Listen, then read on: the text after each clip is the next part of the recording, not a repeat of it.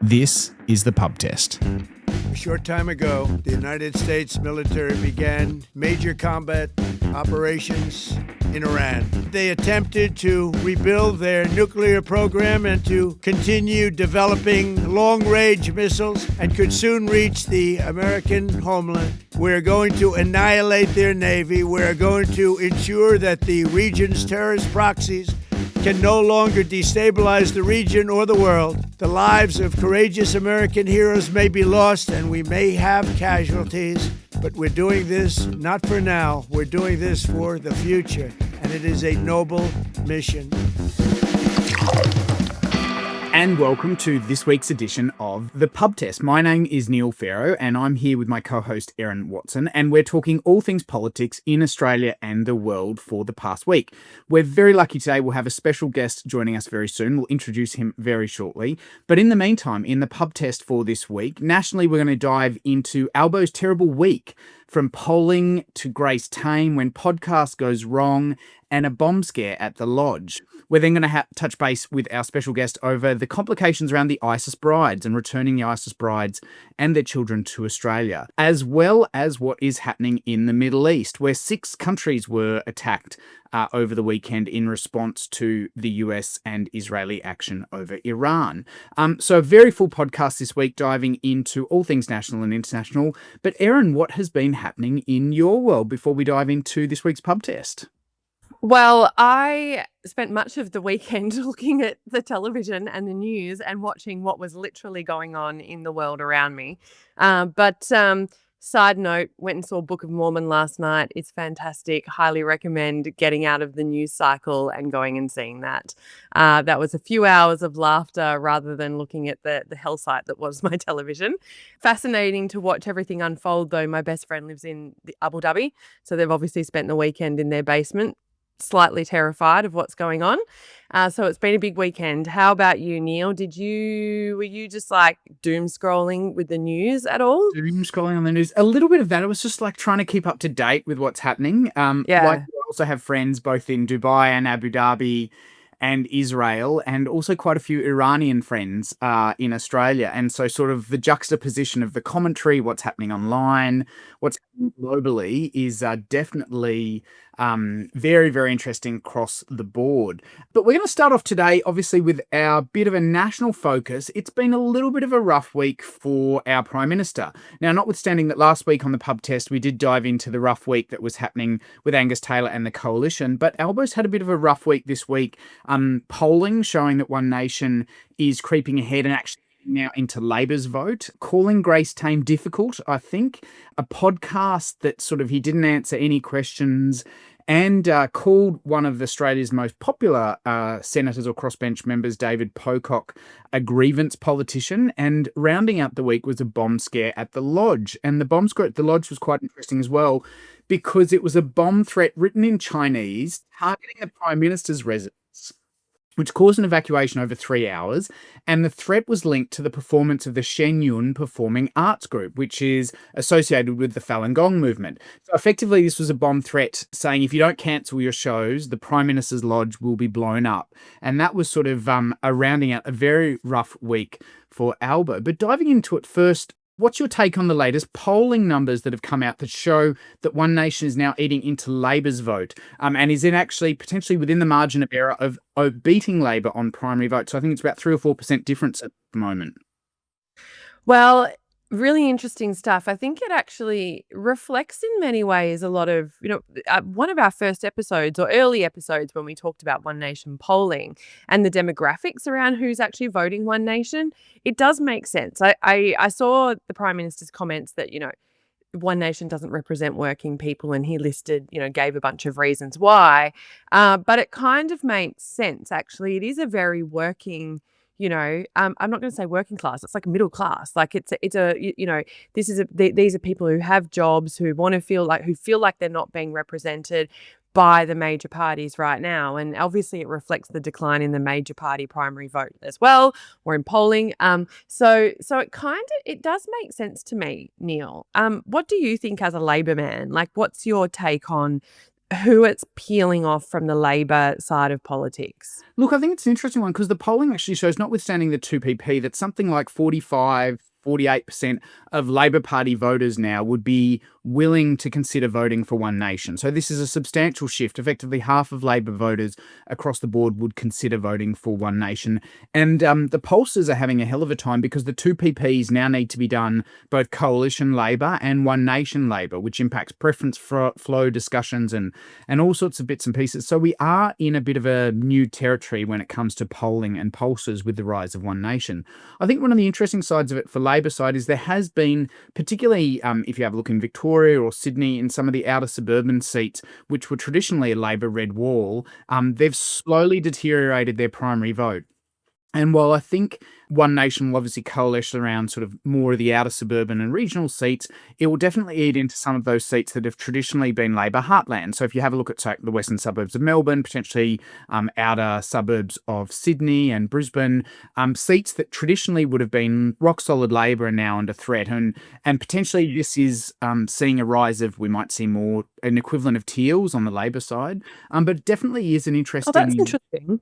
Yeah, it will be interesting to see whether they coalesce around One Nation and whether it sticks as sort of a bit of a grievance vote, parking their votes, or whether it becomes more systemic in that space as well. But it all points down to, the continual policies that we've spoken about, cost of living, the impact on sort of the fair go and the deal across Australia. But the numbers are definitely astounding. And so, not only now is One Nation eating into the Coalition's vote, who on this survey, their primary was as low as 19% for the Coalition, but One Nation is actually starting to eat into Labor's vote as well. The question will be, what is the message? To your point, though, I've seen some interesting comments. Now, you and I both have quite a substantial connection to India and sort of the subcontinental community. And I've actually seen, which I haven't seen before, sort of Indian diaspora and sort of people from that part of the world actually noting on Facebook that they'd consider One Nation as well, which is an interesting evolution as well. What's your take on that, knowing India so well? Yeah, it's a very interesting point. I think probably stems down to the immigration thing, because a lot of people who are migrants often then think, well, we should then, you need to take the I have to be really delicate with this because I think it's being overly simplistic. But the idea that, if you're too open with migration, you make it too easy. Well, it was hard for us to get here, so other migrants, it should be hard for them to get here as well. So it's sort of, I don't actually think that's articulating it very well, but that does make a little bit of sense to me when it's, seen as easier for another group to then migrate after another group who found it quite difficult. I do know that can often be a bit of the sentiment around migration. So sometimes, and also it depends on the group of migrants that are being perceived as coming here. So if there are particular religious associations that they don't necessarily agree with. So I think that could possibly be what it is. Like I say, I'm trying to be really delicate with that. But that's the bit that jumps out at me. But maybe when it comes down to it, if you're, in the end of the day, if you're an Australian citizen and you have of Indian origin, you're dealing with the same issues as everybody else here. And whatever it is about the establishment class at the moment, people are feeling like they're not representing them. And that doesn't, that's not just one exclusive group of Australians who that narrative belongs to right now. So that would be my take on it. I hadn't come across this as much as you possibly have, and maybe I need to go down another rabbit hole on the internet when I do some doom scrolling later. But yeah, there's probably a couple of overlays there. Yeah. Look, I definitely think it's really interesting sort of seeing this evolution and whether it becomes permanent with One Nation. Obviously, we have the South Australian election coming up. That will be a first real litmus test. We also have by-elections in Victoria, which will be quite interesting as well. So whether any of this translates into votes will be very interesting sort of when rubber hits the road in that space. But sticking on national issues, our Prime Minister sort of not only has his polling taken a punch off the back of One Nation, but he called Grace Tame this week difficult. I think it's 12 or 13 questions, one-word answers if possible. Let's go. Susan, I'll try. You'll try. Grace Tame. Difficult. which was a very interesting comment for a Prime Minister who's typically been sort of very willing to engage on sort of lots of topics, and has traditionally been seen as sort of very pro Grace Tame or more supportive of her endeavours. What's your take over the commentary of calling Grace Tame difficult? Justified, not justified? What does it say? Well, yeah, I mean, I follow a lot of the left and the right on my social media, so I'm always really interested in what both sides are saying. I think that it really helps you understand your own position if you look at the other side. To that end, what I saw was an absolute wave of support from the left of Grace Tame. Now, notwithstanding some of the early great work that she did, she has become I think she is quite a polarizing figure politically now, and that's because she has taken on board political issues. So inherently, you're going to become, a politicized figure, and there was this absolute wave of support for her, and there was a lot about difficult women, may we be them, may we raise them, those sorts of things, and look. To the Prime Minister, it was a whether you like Grace Tame or not.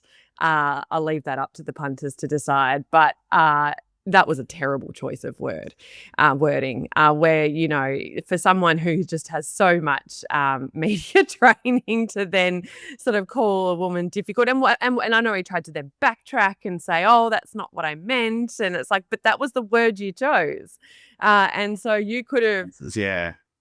You could have chose so many different things. You could have said tenacious. Tenacious. Yeah. Not even complicated. Complicated would have been misinterpreted, but tenacious, is a great word to describe Grace Tame, because for someone who's political and trying not to be political, choose a word that describes how she digs in and takes on an issue, or, so you don't have to go down any word like complicated, difficult. This is never going to end well. What word would you use to describe Grace Tame? Look, I think there's some interesting articles, and like you, I read both sides. So, my morning routine is, I'll start off with maybe The Age and the Fin Review, and then I'll flip to ABC and Guardian, and then read The Australian and the Herald Sun. So, you kind of do the eclectic read of different perspectives.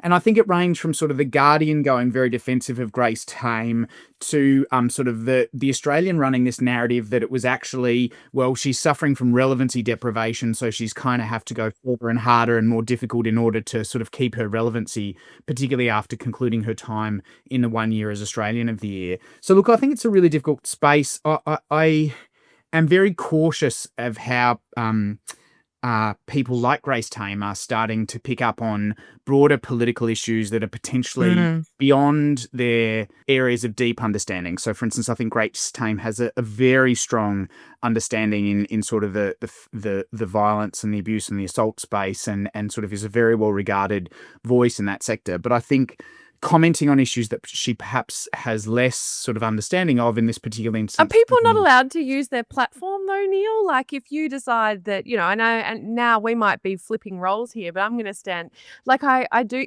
people are allowed to have a political opinion, and people are allowed to have a political view.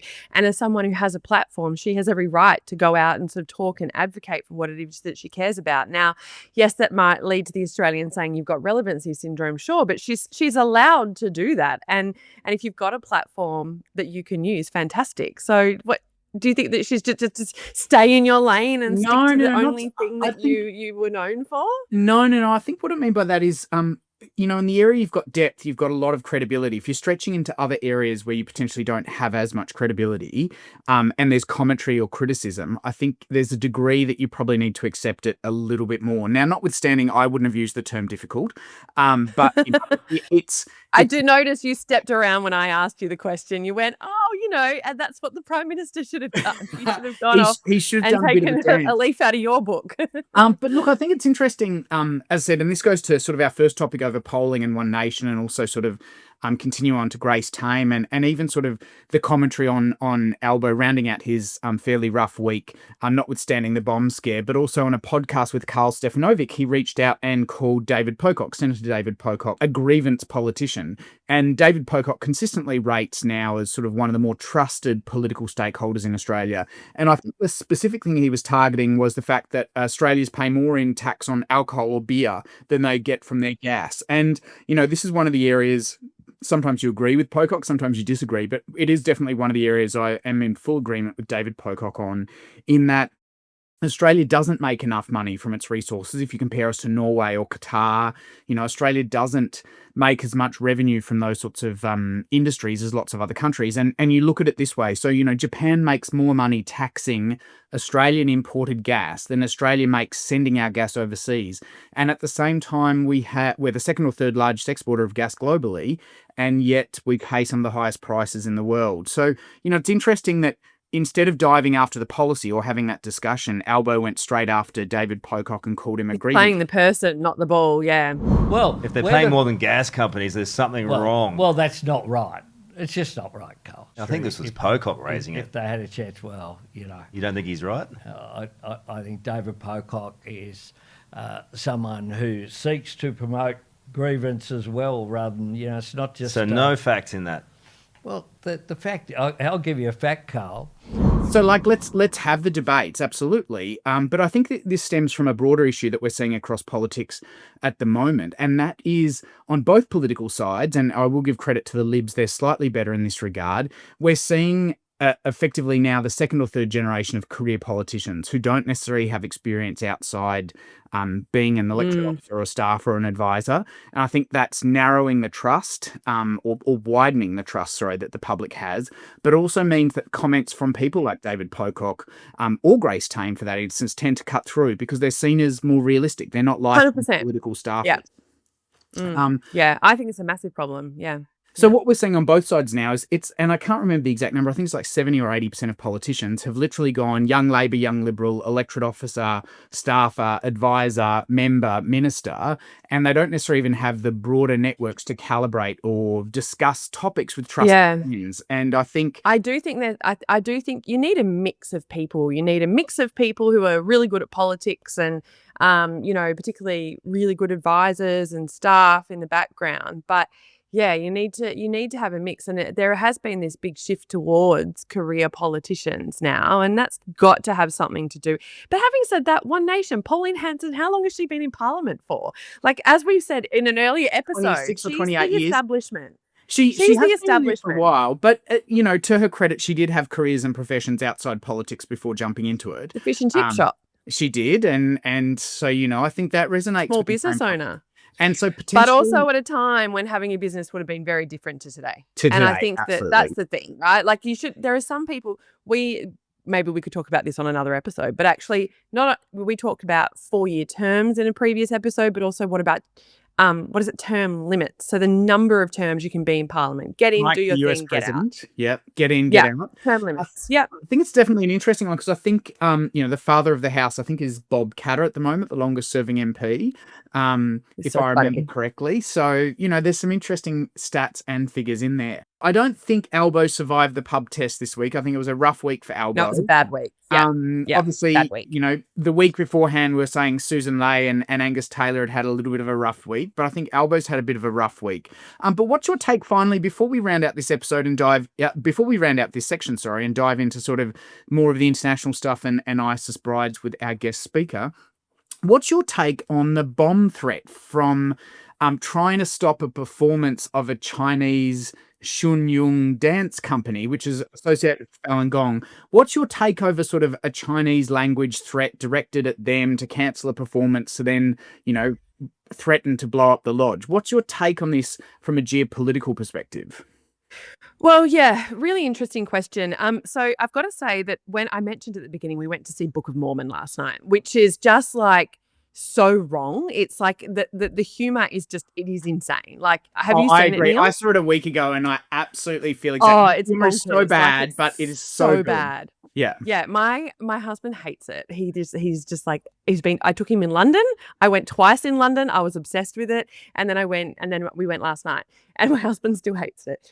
But as we were going to the Book of Mormon, we walked through, it wasn't really a protest. It was the Iran sort of celebration in the streets. We went and saw Book of Mormon. It was so out of like I did cackle all the way through it, but it's so wrong that it offends so many people. But I walked out of it and we all sort of said, how great is it that we can, we live somewhere where we can do this and we have this kind of expression where It's so offensive, but at the same time, that's something worth protecting. And that is, I think, when we talk about Australian values, that's actually what we're talking about, is our freedom to express and freedom to, express in art and protest and whatever. And it's just great. But where like this Shen Yun thing, which you see on the side of trams and stuff all the time. Yeah. That is what we call an attack on our way of life, which is our freedom to express, or for a political group or a marginalized group to be able to express themselves or run or have a performance or whatever. So in that context, I realize it's a long way for me to get there and say, like, obviously it's just, it's like that is a form of interference. I don't know who it was that did it, but that is the kind of thing where you say it's an attack on our way of life. Yeah. So, and I think that Shen Yun, might not agree with Falun Gong.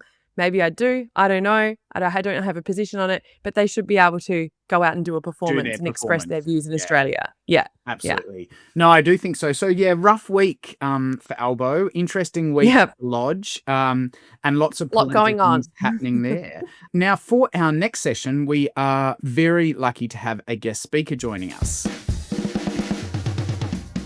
And for our next session on this week's The Pub Test episode, we're very fortunate to be joined by a special guest, the CEO of Save the Children, Matt Tinkler. Firstly, for those listening, Matt, tell us a wee bit about Save the Children and what you do. Yeah, so I lead Save the Children, the operations in Australia and the Pacific. This is an organisation that's been around 107 years now, formed in 1919 in the aftermath of World War I. And it's a child rights organisation. So it's a secular, rights-based organisation.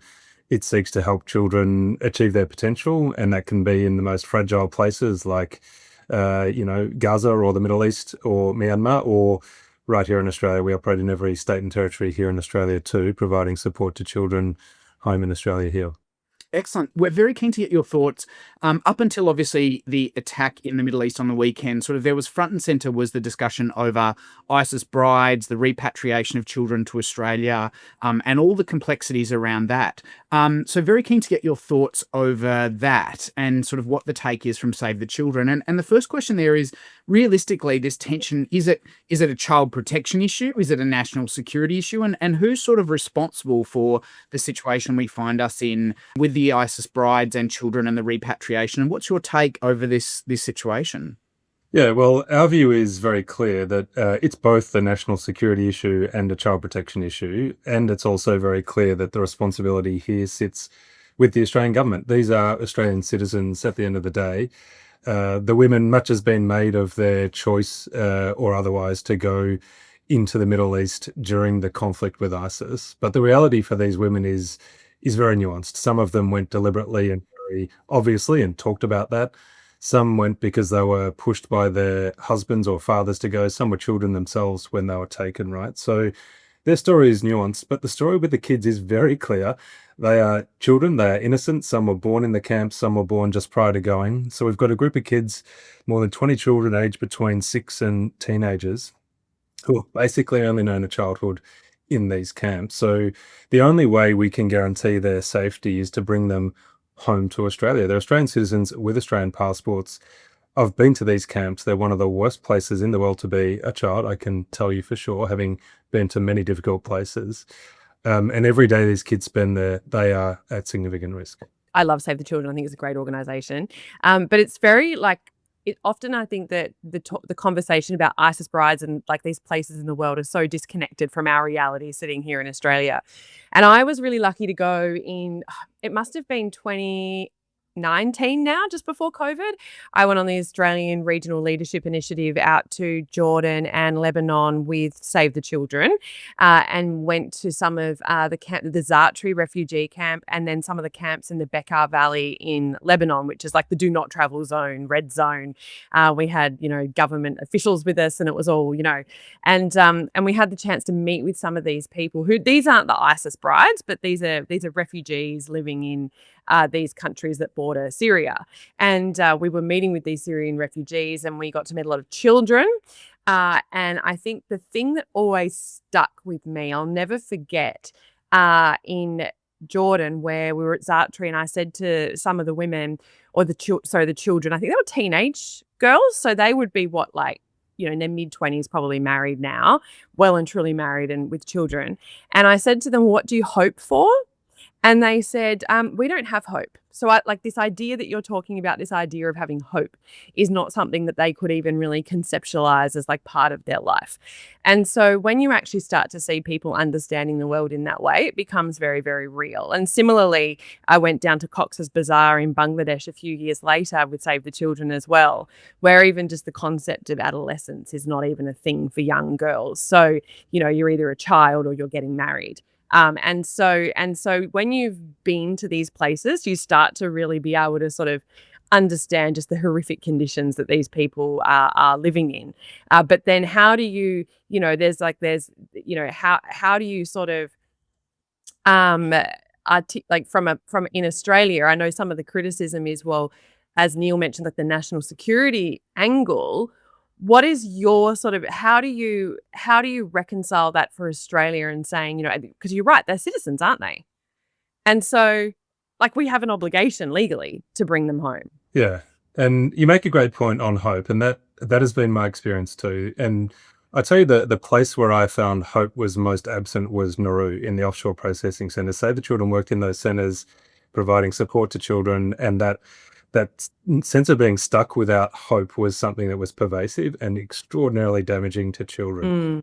But to go to the national security arguments, and this is what frustrates me about this debate so much, what the consistent advice has been to government from its own national security agencies for many years is the best outcome from a national security perspective is to bring them home. Why? Because they will never face justice in the Middle East. None of these women have been charged or tried or convicted. There's no prospect that they will be in the Middle East. We know who they are. The security agencies have been monitoring them very closely for a long period of time. If they come home, they have not only offered their full cooperation with law enforcement agencies and expect to be prosecuted if they've committed a crime, they've voluntarily said they would be subject to terrorism control orders, which is unprecedented. No one has ever done that. Said, I will submit to a control order so you can monitor every aspect of my life, ankle bracelet, house arrest, who I communicate with, who I associate with, because they are so desperate to get their kids home that they are prepared to do that if that's what it takes. So, and I know this to be the case because I've met these agencies for 7 years. I'm working on this thing, and they have told me their advice to government is to bring them home. So I think we're having a dishonest political debate on this at the moment, both from the government and opposition, because the opposition, when in government, had the same advice, did the same thing with a group of orphans in 2019. But we are ignoring that advice and going to the fear-based politics of demonising these women and the choice they may have made, because the assessment is that's politically more palatable. So there's a couple of things to unpack here. You mentioned the political element. There's the national conversation, but also we're here in Victoria, so we hear the state-based conversation as well, where perhaps the government has known for a long time about settlement in Australia and not let the public know. And so then it becomes super political. And then you overlay that with communities, say the Assyrian community, who are really against, obviously, these women and children coming back to Victoria. So you're sort of like, it's a really big political moment after Bondi when it comes to ISIS, and they have claimed responsibility for Bondi. I think it was over the weekend. Then you have this state level conversation as well, and that's really heating up politically here in the lead up to the election. Obviously, the opposition are against it, but actually, I think it's perhaps maybe some of the dishonesty about it or the lack of transparency. So then it just becomes this, this super political football, rather than something about, say, the human rights of these people and the children, because the children are the ones that I really, I mean, everyone, but it is the children that you really feel for. So when they come back to Australia, just going back to the legal stuff again, you mentioned, I didn't know that they would be monitored like that. I didn't realize that was a thing. So that's new information to me, because that doesn't cut through in the newspapers. Right. That's not a headline. Yeah.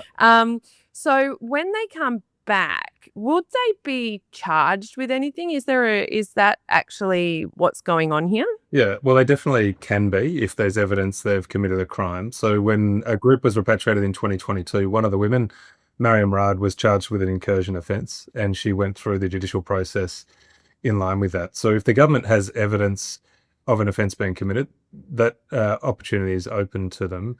The state and territory governments is interesting, right? Because in my view, they would be derelict in their duty if they weren't preparing to welcome these people home, because at the end of the day, state and territory government services are going to have to respond. So whether that's imminent next week or next year, law enforcement agencies, social service agencies, child protection agencies, health services, dental services, all have to respond to these kids. And the best example I can give you, when I went to the camp in 2022, I said to a young girl, "How old are you, sweetheart?" And she said, "I'm 8."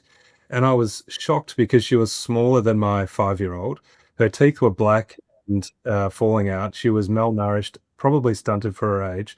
I was worried she was not going to survive. She was one of the ones repatriated in 2022. The latest photo I've seen of her is dressed up for book week, going to school, all this support and care wrapped around her, and she's living her life as a child in her home country in Australia. And all of these kids deserve that chance, right? And it's within our means to do it. How do we know? Because we've done it before. So it's just a very frustrating political debate from my perspective.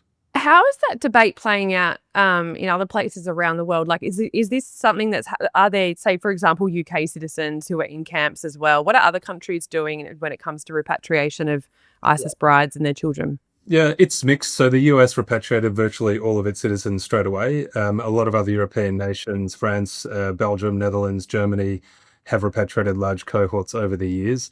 The biggest nationality is Syrians and Iraqis, and at the moment, Iraq is repatriating thousands and thousands of women and children from these camps. It's a very difficult situation, in a country that was so impacted by the conflict with ISIS as well, but they're doing it because they have to.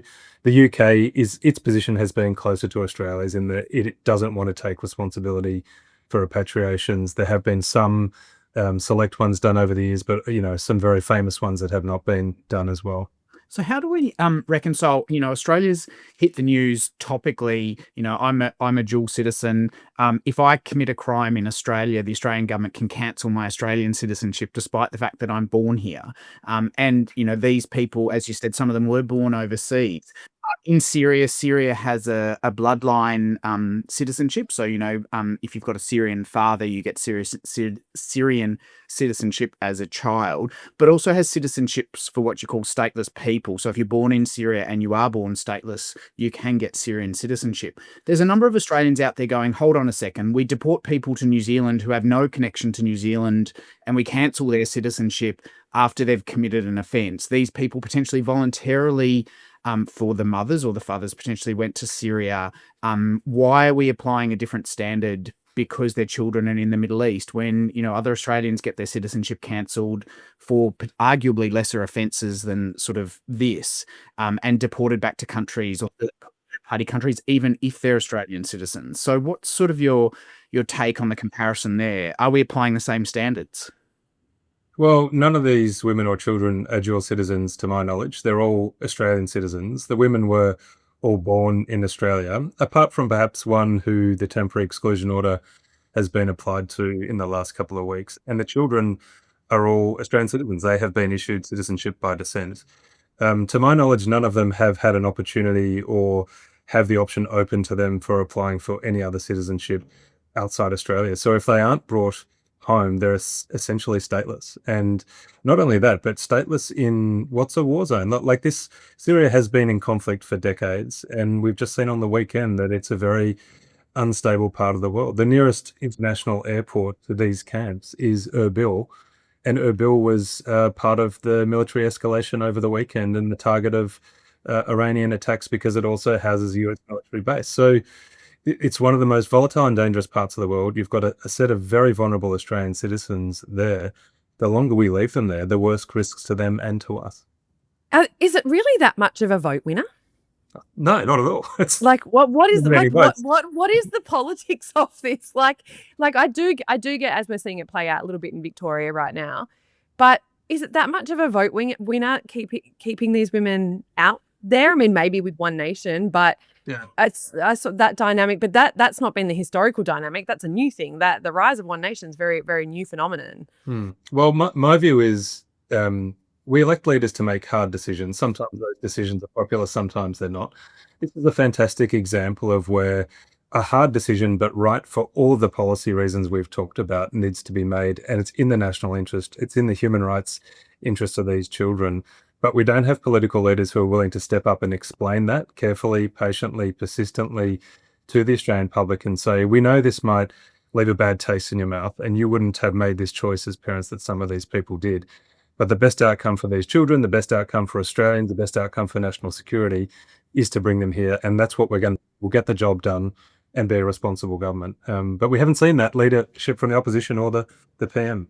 And what happens in 5 years if they stay there or come home? So, regardless of the situation, play forward. I think you've given a great example of a young girl who you met who was repatriated on an earlier occasion as a potential outcome if they're repatriated to Australia. What happens if they remain in this camp? I think it's the Al-Roj detention camp in northeast Syria, I think operated by the Kurdish militia, if I'm correct, around that as well. Yeah, so these camps are operated by the Autonomous Administration of Northeast Syria, or Kurdish administration, but in the last couple of months, that territory has essentially been ceded to the government of Syria, and the government of Syria has indicated it will take control of all of these camps. It took control of another camp, Al Hol, in the last month, and essentially opened the gates. So to the extent that combatants or wives and children were held in that camp, they are in the community now. It's anyone's guess what happens in the region at the moment, but the analysis suggests that the government of Syria will likely take over these camps from the Autonomous Administration as well, at which point we don't really know what will happen. Most likely people will be able to leave, in which case, if they have passports, if they can find their way to an international airport, if they have the means and permissions, then that will be able to come home. You add all of those layers onto it. It's like if they can get there, if they have permission, if they have the means to get there. And, as someone who's been to these, not those particular camps, but similar camps in the region, just, that people having the means is just not really a thing either. So Matt, my final question while we round out sort of the discussion on ISIS brides, and we might ask you to stay just a little bit while we dive into the impact of the Middle East more generally, particularly on children, is obviously the Pub Test podcast is very deliberately designed to try and find a centre in Australia. So obviously Erin sort of is from the moderate centre right, I'm sort of from the moderate centre left, and we're trying to find a nuance in this space. If you could sort of articulate for a Liberal National or a coalition side of things or a Labor side of things, what would your messaging be over the repatriation of these children and wives, talking to sort of the Labor language or the Conservative language? What would you say is your one or two sentences if you did have lunch or dinner with Angus Taylor or Anthony Albanese at the moment? I'd say good policy is good politics. And on all the policy grounds here, be it national security grounds, administration of justice, support for your former allies in the region that fought a war against ISIS, the Kurds who are currently holding this burden for the global world, or in terms of your human rights obligations and commitment to the best interests of children, on all of these grounds, the answer is to repatriate these women and children and do it in a controlled and careful way to eliminate any risks to them and to Australians. So I think it stacks up on all of those grounds. But if it doesn't work, I would just say to them, I challenge you to do what I did and go to these camps and look these children in the eye, hear their broad Aussie accents say, I want to come home, I want to watch football, I want to be able to go to the beach, I want to be able to sit under a tree. Like there's no trees in these camps, right? And I challenge them to do that and come back and say, it's the right thing to do to keep those kids here. So that would be my spiel. So it's very great having you here, Matt, and thank you for your contribution around sort of the discussion of the ISIS brides and children. If you've got a few moments, we might ask you to hold on as we dive into our next segment and just ask you a couple of reflections over, obviously, in the past week, we've had a huge escalation of things happening in the Middle East, and Erin and I were trying to work out what we called this final segment on international affairs in the Pub Test podcast today, and I think we landed on the what the hell is happening in the Middle East question mark as kind of topic. So recap for those who aren't familiar, although it has definitely been a busy media cycle. Obviously, Israel and the US launched a strike against Iran and killed the Ayatollah and a number of other senior operators within the Iranian regime. What we've then had is counterattacks, and the counterattacks have been substantial, not just onto Israel, where a number of people have died, and US bases, but we've also seen, as of latest count, and recognise this changes sort of hourly, at least 3 civilians killed in the United Arab Emirates, a Kuwaiti citizen, and other citizens sort of killed in a large number of countries. In fact, Iran has attacked, by last count, 6 countries, including Kuwait, Saudi Arabia, Qatar, Bahrain, UAE, and I'm sure I've missed an Iraq, I think was the other one in the mix there. So Erin and I are going to dive into sort of what this all means for Australia. But what's your take from Save the Children's perspective on the human and the child costs of sort of another extended conflict potentially in the Middle East, which is impacting everything from travel and transport to obviously children and their welfare across the region?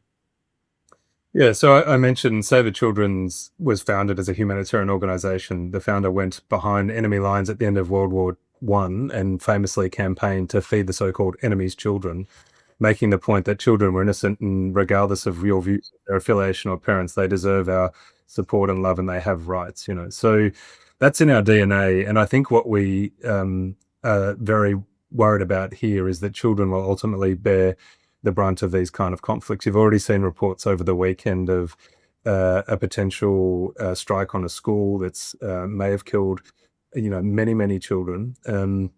So what we see is that whatever the military or political objectives in these scenarios are, the people who are the most vulnerable have the most to lose and wear this the most. And in our case, that's nearly always children. So the humanitarian system is already struggling to keep up. We are experiencing a larger amount of conflict than any time since the end of World War II. Over 500 million kids currently live in a conflict-affected zone, and that will have gone up significantly over the weekend. Mm-hmm. So we're very worried for the impact on their rights. We're very worried about the ability of the humanitarian system to take another significant conflict and be able to respond, in a way that is meaningful to that. And it's very concerning to see where this is going to play out.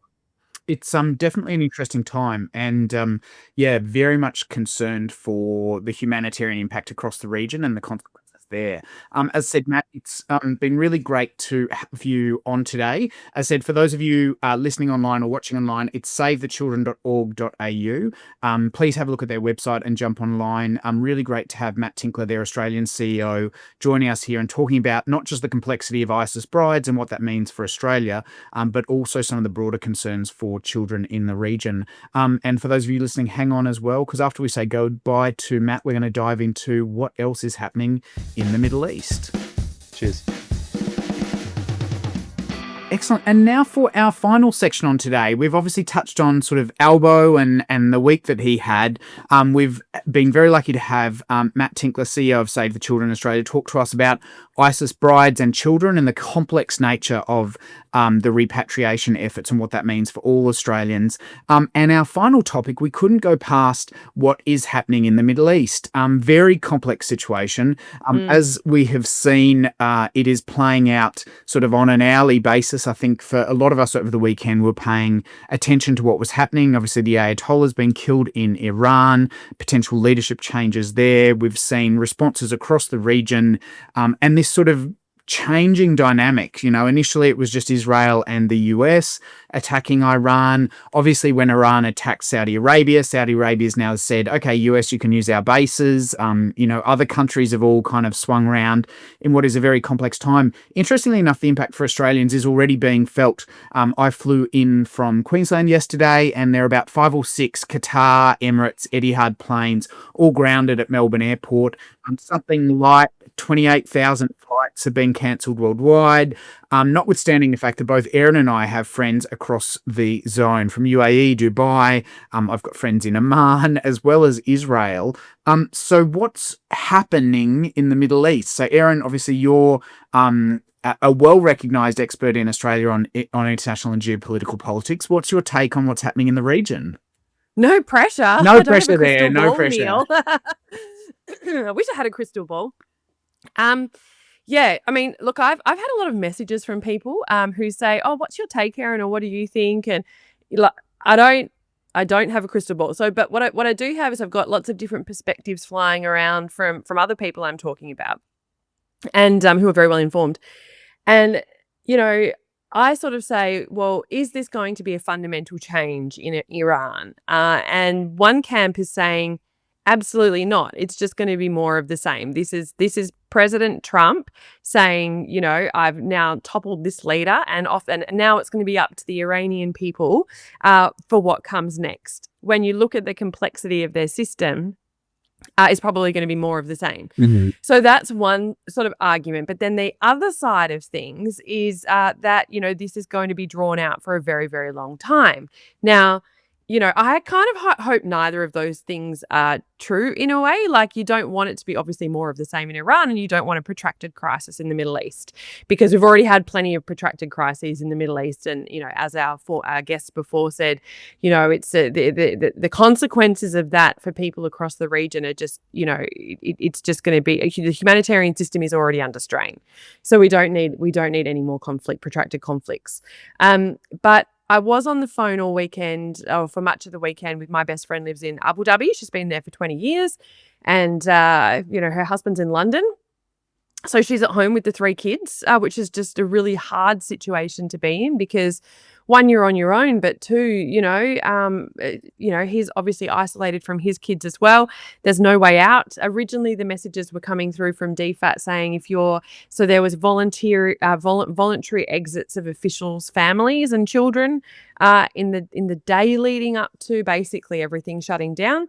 And when you live in a place like the Gulf, as you would probably know from your friends, Neil, things like this happen, you know, like there are conflicts around you, and you get very used to living in a, you know, in a war zone, basically, in a very high conflict area.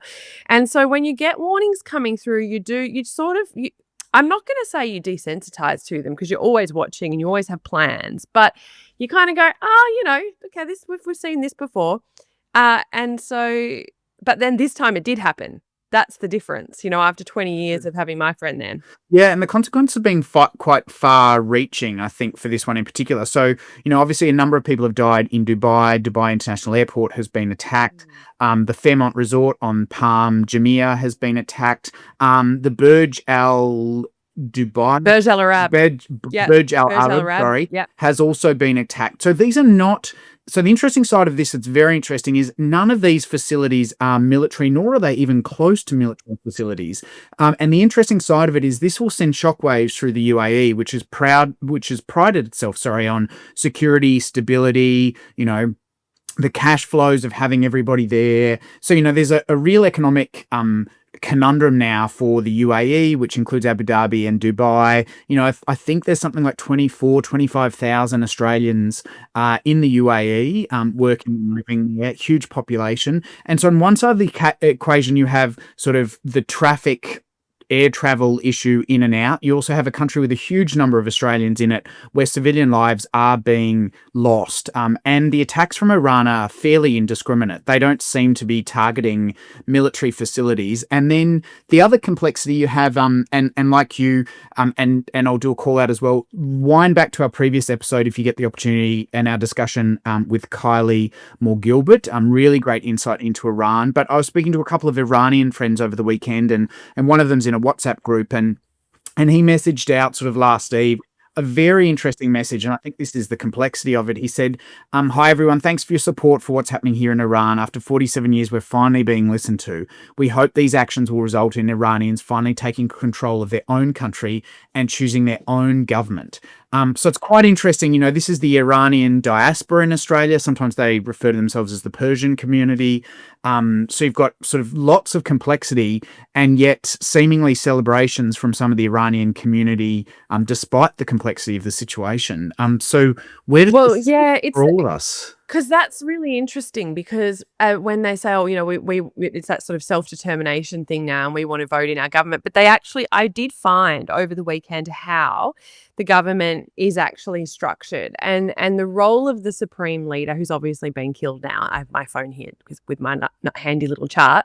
But yes, you vote in the Assembly of Experts, the Parliament and the President, but the control that the Supreme Leader has over, you know, they command the armed forces, they appoint the Expediency Council, they approve the Cabinet, they appoint the IRGC. So yes, if you look at that, there's sort of 3 elements of their system that get voted in, but the rest is determined appointed essentially by the supreme leader. So that's the bit that I was saying, is it going to be more of the same, because it is a really complex and quite deeply embedded system. And is the IRGC just going to roll over and say now, The IRGC, for those listening, is the Iranian Revolutionary Guard. Yeah. And so they're essentially a state within a state. And that's the complexity. So yes, go back and listen to the episode with Kylie Moore Gilbert. She's got some great insights there. But when you mention the UAE and how proud they are of of the security and so on, the messaging that came from them over the weekend, which my friend sent to me from the basement of her house, is that the Ministry of Defence the UAE air defence system successfully intercepted 137 Iranian missiles and 209 drones. So the messaging that they're sending to their people is that we are looking after you. Actually, we have protected you from Iran. Not, this. It's not aggressive. It's saying to people, we are helping you. We are looking after you. And because a lot of now the UAE's future and their economy, which does kind of go in cycles, is going to depend on having a workforce of people there. They do have taxation now, no income tax, but they do have company tax. Companies are 51% owned by locals. If you come in as a foreigner, they need to be able to protect that economic model which they have there. So I noticed. Chris Fade, very famous Australian who is a Virgin Radio host in the UAE. He's a Lebanese Australian who's been out there for 20 years as well. He was sending lots of very I think sometimes is a bit of like a soft diplomat for the UAE, and was talking, about how great the country is and how much they're looking after and what you can do as as someone looking after your family there. So that is the messaging that they send out, that we are here to look after you. But you mentioned, I just want to pick up on one thing that you said, Neil, really importantly, as you mentioned attack on the Burj Al Arab. It wasn't an attack on the Burj Al Arab, it was an intercepted drone. So it's like it's the collateral damage. I think there was an attack close to the Burj Khalifa. And that was like, if you attack the Burj Khalifa, that is an attack on, that's the kind of like, well, War 3 is about to kick off kind of thing. Because that is an attack on progress and so it is really complicated. I think we're going to have material for a very long time when it comes to the Middle East. It's a very interesting situation. Obviously, sort of, we're very privileged and lucky in Australia that, a lot of Australians now are like, oh my God, I can't do my Europe trips. And, flights are being, there's a desensitization of this. But, the conflict is very, very real. And we're seeing a shifting dynamic that we haven't necessarily seen in the Middle East for quite a while. So, Iran effectively attacking 6 other nations, largely part of the states, part of the GCC or the Gulf Collaboration or Communities. Not sure what GCC stands for, but sort of the 6 more westernized Gulf states are all very, very worried over what's been happening. And all of them have Gulf been attacked. Cooperation countries, I think. Gulf Cooperation countries. Which is the Gulf Cooperation country, the GCC. Yeah. And I think within the GCC, Oman is like the Switzerland of the GCC. Oman was, and I was very lucky. Last year I went to Oman. I'm meant to be going back again this year. Are you flying through? It's a great hub to fly through. I was going to fly Oman Air back to the Europe in September this year, heading back to Italy and checking in with my sort of the Italian side of my family. But no, Oman has typically been the Switzerland of this space and was actually navigating the diplomatic discussions between the US and Iran before this kind of kicked off. But interestingly enough, it's sort of there's been huge consequences around shipping. So obviously Maastricht Lines, I'm not sure how you pronounce that, a global shipping company is actually diverting all of its ships around the out of the Suez Canal and around the Cape. So, there's already going to be, that adds additional weeks to shipping and shipping traffic and other bits and pieces in the region. So the flow through will be quite substantial. We've already seen a spike in petrol prices in Australia. Yeah, they're up. Do you know the other interesting thing, Neil, is that we talked about Somaliland in a previous episode as well. And if you look at like in the lead up to this crisis, Israel recognizing Somaliland, which is on the other side of the Gulf of Aden, sort of facing Yemen, which is to sort of the For those who aren't familiar, to the west of Oman. Yeah. So that, again, that's very strategic timing of Israel recognizing Somaliland as the first country to do that. But obviously the implications for us here, one, okay, so the travel. I have some Qatar flights coming up. I'm like, she'll be right. We'll be right in May. It's fine. But who knows, because they are attacking the airports. The implications around cost of living as well because of trade. That's going to be another big one. Like, I think that we're, since COVID, we're a little bit better at understanding the local implications of a global crisis. And this is going to add another layer to that. Our global supply chains are now so intermixed, whether it be petrol prices, which spiked, or sort of all of the other goods and services. And it's quite interesting as well, while Iran faces the Persian Gulf or the Arabian Gulf, the Red Sea and the Gulf of Aden, which you were talking about there, can be controlled by the Houthis, which are operating out of Somalia. And the Houthis are a proxy of the Iranian government, which is why obviously the Suez Canal could be closed, which obviously, huge amount of global traffic flows through Egypt and the Suez Canal before going into that tight passageway where Somaliland exists, but also where Djibouti, Eritrea, and Yemen kind of all come together. Now, it's quite interesting. We hear as well that the US has destroyed a large part of Iran's navy, and this was done very, very deliberately because of the fear that this could close the Straits of, you'll know how to pronounce it probably better. Is it the Straits of Hormuz? I think it is. Hormuz, yeah. Hormuz. Yeah. What do you think this is going to cause Australia? What's the consequences for us if that strait is closed? I need to now get my dad to come onto this show for us. But the reason I want to do a little Nepo, it's like the Nepo baby, Nepo dad, like, I don't know. My father's a ship's captain, master mariner, so could drive any size vessel anywhere in the world. Very highly skilled captain. And spent a lot of his time around this region when I was growing up, and has some cracking stories about being arrested and held at gunpoint in Yemen, sitting off, in the Strait of Hormuz looking at Iran. He's got some cracking stories. So he would be he actually needs his own podcast. But, I think that, and also to provide some more informed analysis on these strategic questions around Iran and the region overall. But, the consequences are not just, and the reason I think I bring him up is because he's merchant navy, and that's where that's the passage of goods, that's our trade, that's so where any of that access is restricted, every when you have to go, if you think about why the Panama Canal exists and so on, is to get goods to you faster and cheaper. And anything that slows that down is bad for you and me. So that's the kind of the tangible thing, the things that are going to cost more in the supermarket. The petrol bowser, I think, I was looking before, petrol's up at $2.20. But also, the sheer number of civilians in the merchant navy who then get sort of implicated in these. If I was a kid now looking at that and my dad was working off, in the Gulf again, it's really, that's kind of scary stuff too, because, inevitably there is this inextricable link between these conflicts and the merchant navy as well. So that's kind of one of the things that jumps to my mind as someone who's really grown up around that world. And it's quite interesting as well.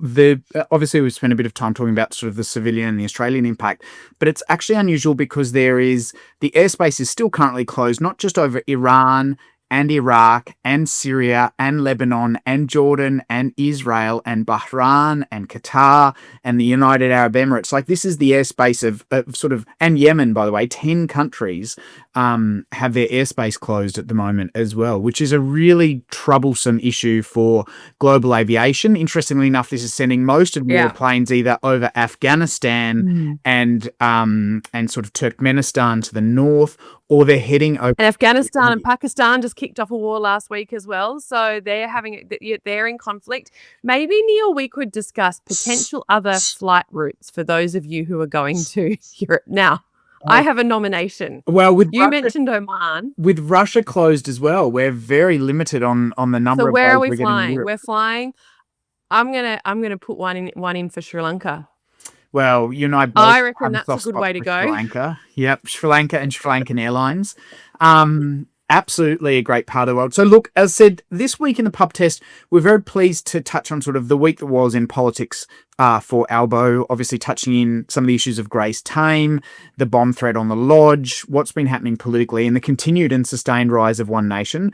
We've then seen the sort of the national topic du jour up until the war started or kicked off a notch over the weekend was obviously the ISIS brides and their repatriation from Australia. And we're very pleased to have Matt Tinkler, the CEO of Save the Children, talk to us about the very human, very sort of human nature of that conflict and the repatriation. And then we've dived into what's happening in the Middle East, where 10 airspaces is closed, shipping shutting down, our fuel prices are rising, and watch this space for further complications. Now, it's quite interesting sort of seeing the countries and the Australian response, given there's a lot of Australians in this region. And so reaching out and making sure that all Australians can safely get home, I think will be a big thing over the next couple of days. And given so many people, including some of our listeners, have family and friends across the region, and hopefully they'll all get home safely as we watch this conflict unravel and hopefully unravel and hopefully resolve itself sooner rather than later. So it's a really topical time for all of us on the pub test. But the question is, with all of this international conflict, who are we going to have a drink with talking Middle East? I think your dad is a ship's captain. It was great to have Matt join us here. But we'll definitely have to reach out and try and find some experts to have a beer with to talk Middle Eastern politics on the pub test. With my dad, you'd have a glass of Cabernet Sauvignon. That's his drink of choice. And he'd love a Cab Sav and just sit here and tell us all about the shipping stories from the Gulf. Would that be a Margaret River Cab Sav? Sav? Is that the probably choice? A Margaret River Cab Sav is a good southwestern Australian. That's I don't know, like a Vass Felix or something. Maybe. There you I don't know. Very good. Well, Yeah. Thank you to all of our listeners again for listening this week on the pub test. It's been really great to have you here. As always, if you like this episode, please share or give us a star rating on YouTube, on Spotify, and on Apple Podcasts. And we look forward to returning next week with all things politics. Thanks for joining me today, Erin. Thanks, Neil. Cheers to that. This podcast is proudly brought to you by Tanck, helping not-for-profits and civil society engage better with government across Australia.